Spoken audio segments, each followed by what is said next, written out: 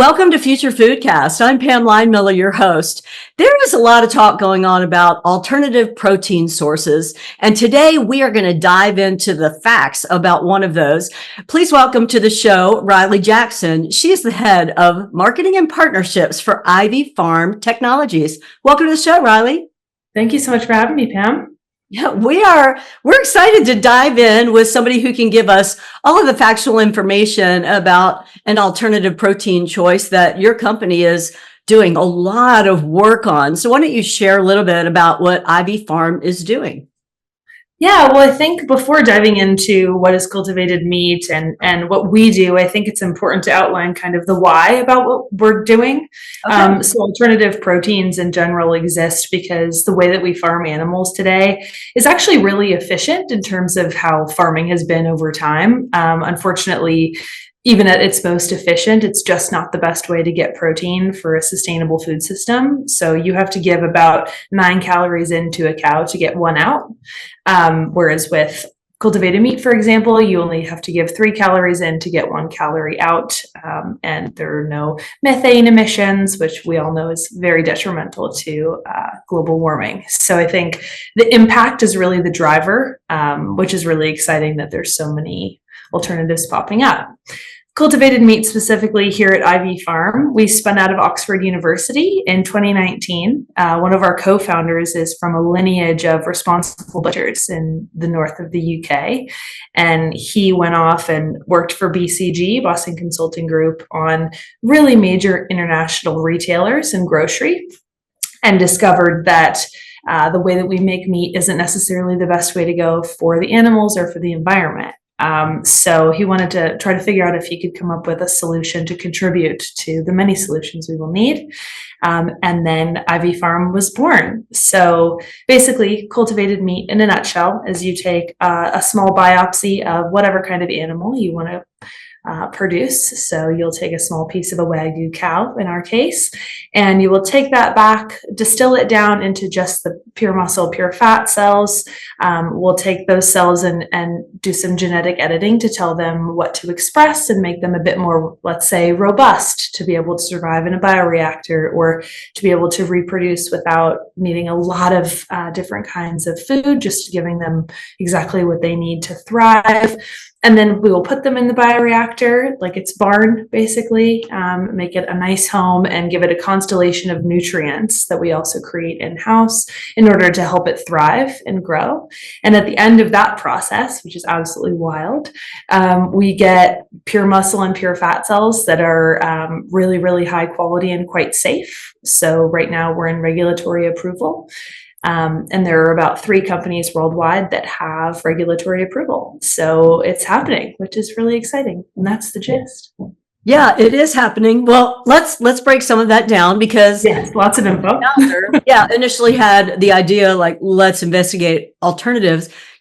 Technology hadn't really caught up with what's happening right now, like you're describing. I mean, this is a newer ability, I guess, that's been investigated in more recent times. I mean, 20 years ago, this wasn't a thing. I don't think. You can correct me if I'm wrong, but I think it's a newer technology that we've been able to unlock. And still, like you said, we're figuring out the best ways to do this and getting regulatory approval. Obviously, safety is a big concern, and keeping the source materials pure and in the whole process, that would be a big concern from the consumer standpoint. I know you're very particular about that at Ivy Farm. Absolutely. Well, I think just to address 2 of the things you said, there's a really interesting Winston Churchill quote from way back, obviously. And he said that someday we will look back on us producing the entire chicken just to get the muscle as just ridiculous. And I always think about that because I think this theory has always been around. And people have always been like, oh, wow, like it would be great not to have to kill a bunch of animals each year. So I think, the technology is very cutting edge, but the idea is not so novel. Right. So on the other side of that, with safety, yeah, number one thing is safety. There are so many different zoonotic diseases that are emerging, and antibiotic resistance. For example, the WHO says that, or the WHO, pardon me, says that by 2050, antibiotic resistant disease might kill more people than cancer. So lots of things to consider with what we're putting in our body and into our water systems. But I think one of the most important things to remember is when we put our cells into their home, their bioreactor, if there is any level of contamination at all, the cells won't grow. They're a little shy. So if there's any contamination, that bacteria is way more hungry than our cells. So it will eat all the nutrients up, and then the cells will wither and not be edible. Okay, good scientific information to have for those of us who don't know about what happens inside a bioreactor, really. Maybe we haven't ever studied that. So that's important to know. The bacteria, the live cells, or the cells that we're trying to cultivate, will not be growing if there's some contamination, because they will eat all the nutrients. Well, it's inherently quite safe, and we do obviously a lot of other things to make sure that it is, but our goal is to feed a lot of people. So we definitely want safety to be number one, and then taste a close second. Well, and I think there's a lot of information out there right now to read and consume. And how can we, I mean, there's studies going on, how can we figure out what the viable sources are, like what the verified is a better word, because I think people are writing opinion pieces on alternative proteins a lot these days, because it's really in the news. Yeah. Well, I will say first that I really love the curiosity that people have about what's going in their food. I celebrate that. I think that's wonderful. I would love to see a little bit less fear and perhaps fear mongering involved in the way that we disseminate, especially nutritional information.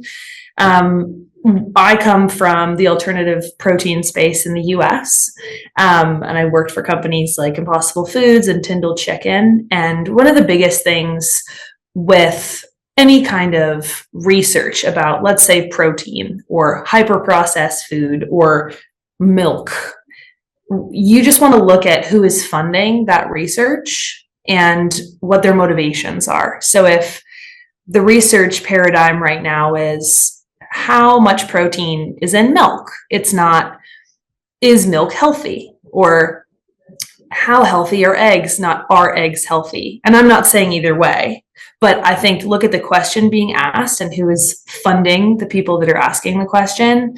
Everybody has motives, obviously, good or bad.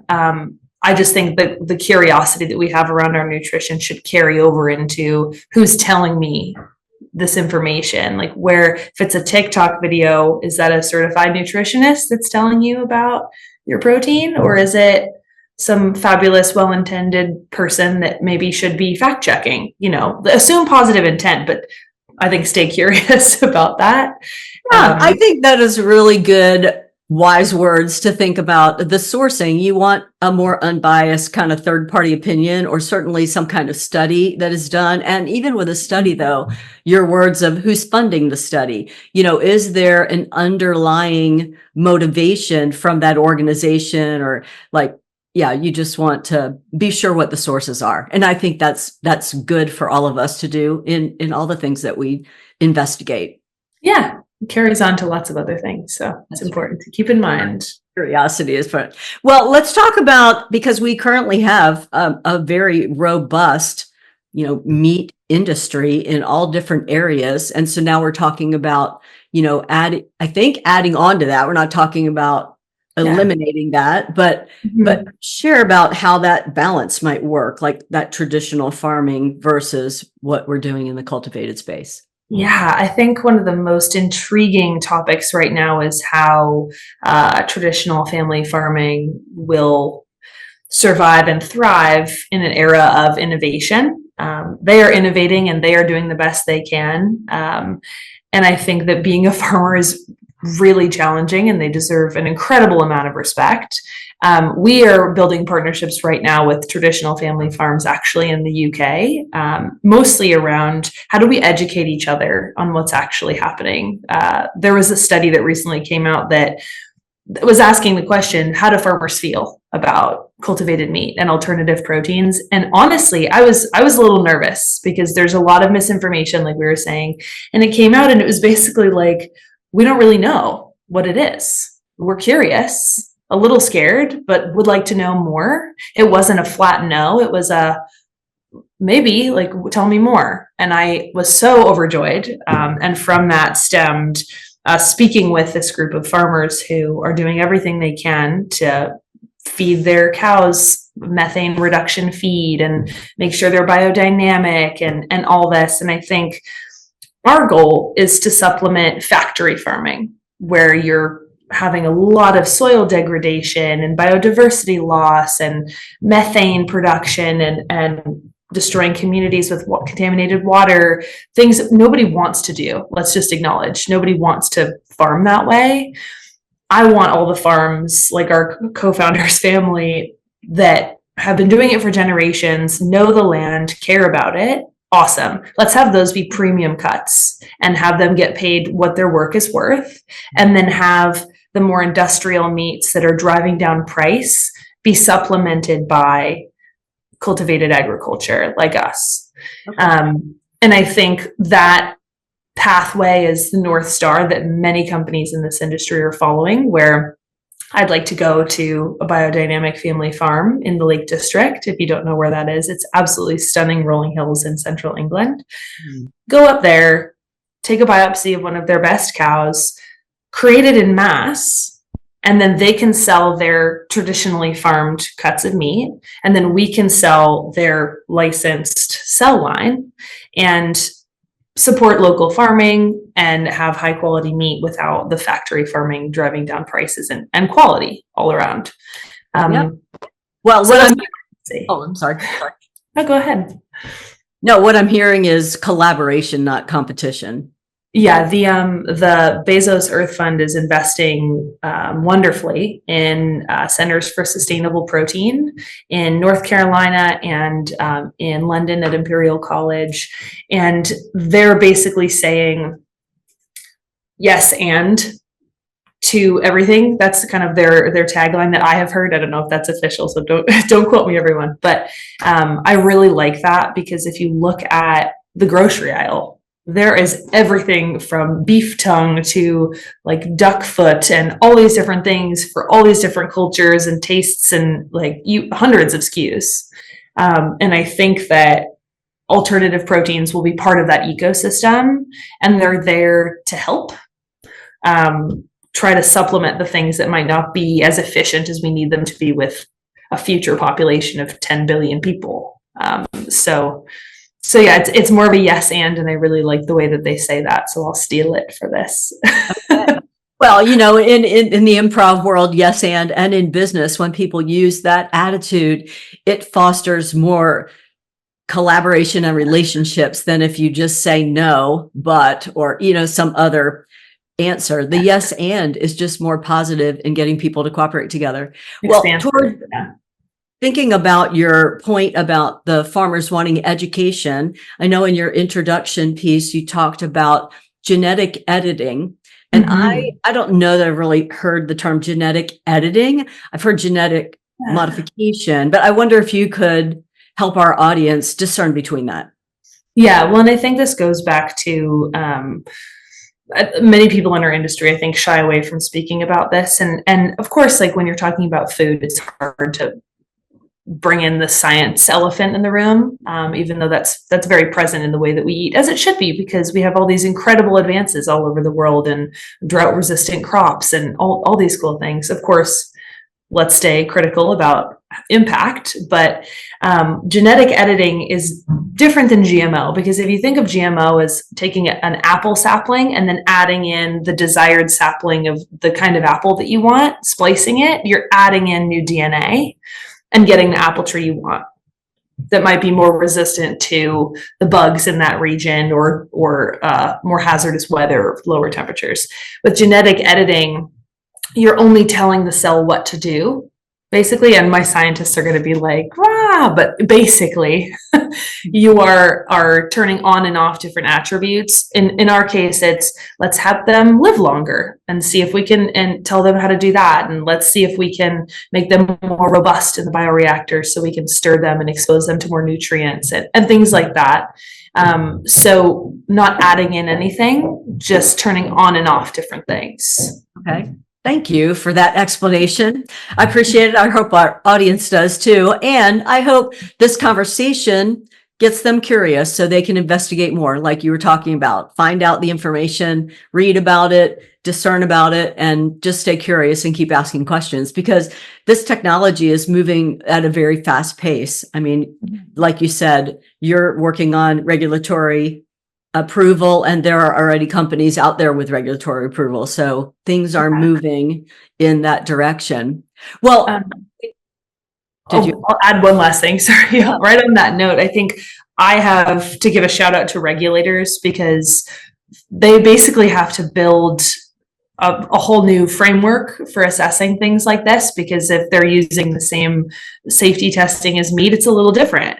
Right. So they've been doing an incredible job at responding quickly and asking governments for more support. I know the FSA here in the UK does a lot to try to get resources to move this along and inspire innovation. So big shout out to them. Yeah.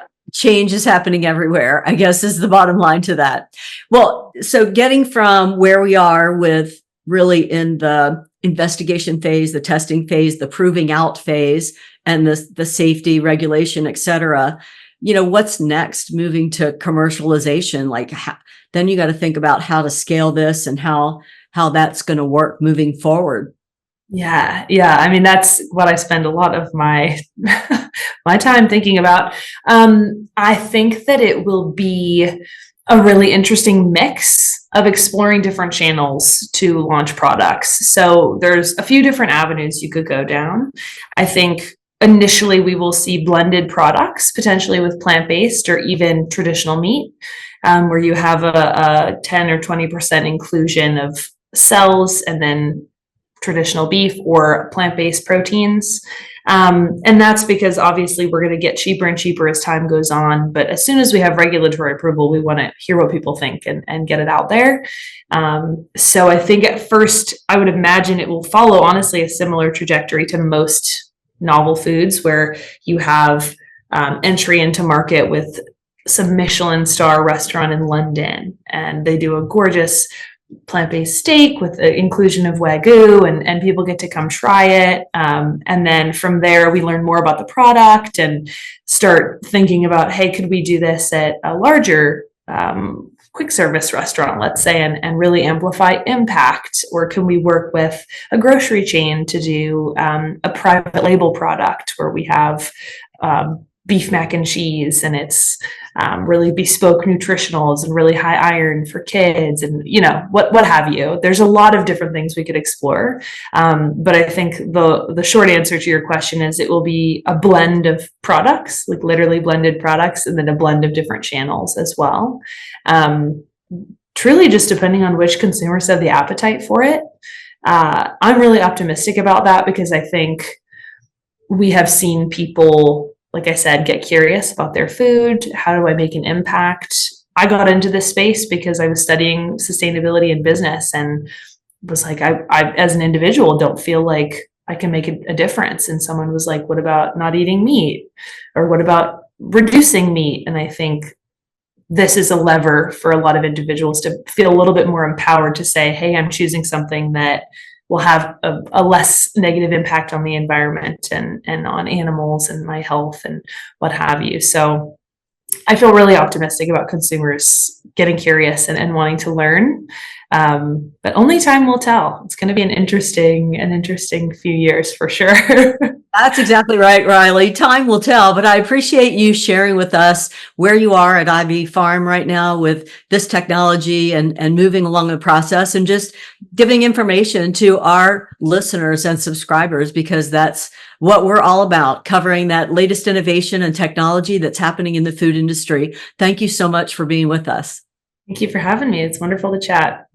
And for our listeners, if you'd like to hear the next episode, please be sure to subscribe. And we'd love your comments. We'd love to engage with you on the topics that we bring to you. So please let us know what you're thinking. Until next time, I'm Pam Line-Miller. Thanks for listening to Future Foodcast. Future Foodcast is powered by Farm to Plate, the leading food blockchain platform. Subscribe on YouTube or wherever you listen to podcasts to stay up to date with the very latest innovations in the food industry.